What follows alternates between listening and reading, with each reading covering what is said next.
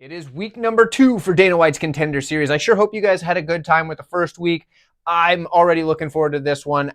I've been looking forward to this one since before the first week even started. This is a great week for Dana White's Contender Series.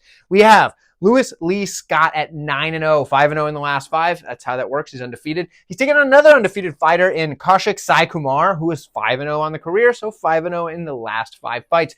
Very good matchup. 2 undefeated guys with a big opportunity in front of them. This is a fun matchup here. Let's start on the Saikumar side. He's a good striker, and he's pretty technical in his striking. He's very, what's the word? He's very by the book if you watch him strike, if that makes sense. That's how it feels like to me anyway. He keeps a high guard. He has a pretty good leg kick. He'll snap that leg kick in there, really turning the hips over. But he'll start to change the level on the kick after the success to the legs. Lands some leg shots, works it up to the body eventually, and goes up to the head after that. But he starts it off with that leg kick. He's got a good counter strike as well. It's typically that check left hook. As guys come in, he'll hit that check hook on them as they come through. But the problem for him, way too patient in picking his shots most of the time, and he's willing to back up.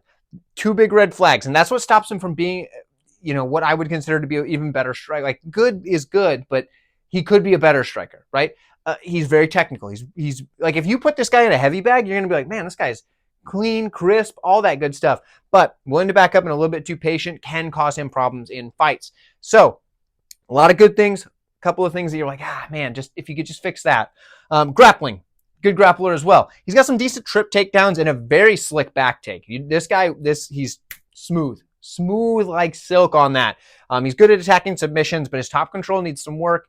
He's not the best once he gets on top. Guys are able to get back to their feet, and he is willing to accept takedowns. He trains with Ryan Hall, and it's very evident in his fighting style. If somebody even goes for a takedown, dude's just on the ground, like looking for that jiu-jitsu, you know what I mean?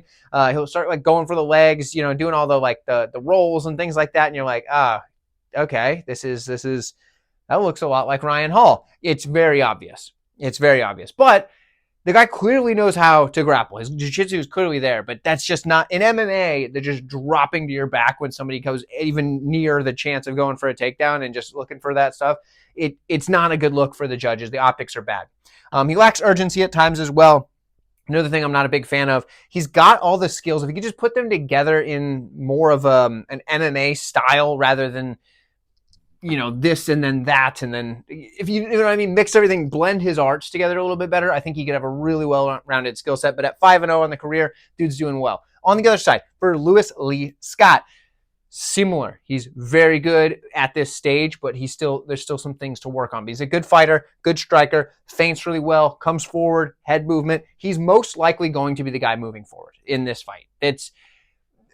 I would be surprised if he's the one moving backwards.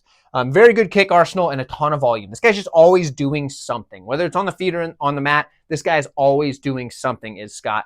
He is the type of guy that he's the opposite of too patient. Let's put it that way. He's going to be the more active fighter, and I feel very confident in that. In the grappling, he's very difficult to hold down. He's active off of his back. If he's on top, the ground and pound volume is there, and he can usually get to his positions by scrambling and out-scrambling his opponents. This fight is going to come down to a couple of things. One, even though Saikumar might be more, picture perfect in some of his movements and things like that, I do think on the feet, the more violent fighter is going to be Scott. Now, for Lewis Lee Scott, I think that's going to be the big thing for him. He's doing more. His intentions are, I need to get this guy out of here, not I'm going to point fight this guy or pick my shots. That's what's going to do it for me. So I think Lewis Lee Scott gets this one done by doing more and being the more aggressive fighter. And I think that's what he needs in this matchup, because that's something we've seen Saikumar struggle with, even though he has won his fights. That is something that he's been put in some bad situations with in the past. I think Lewis Lee Scott gets it done, and I feel pretty good about that. But let me know what you think in the comments below. Like this video on your way out. And if you haven't already, check out the rest of the videos in this playlist. It should be popping up on screen if it has not already. And I will see you there.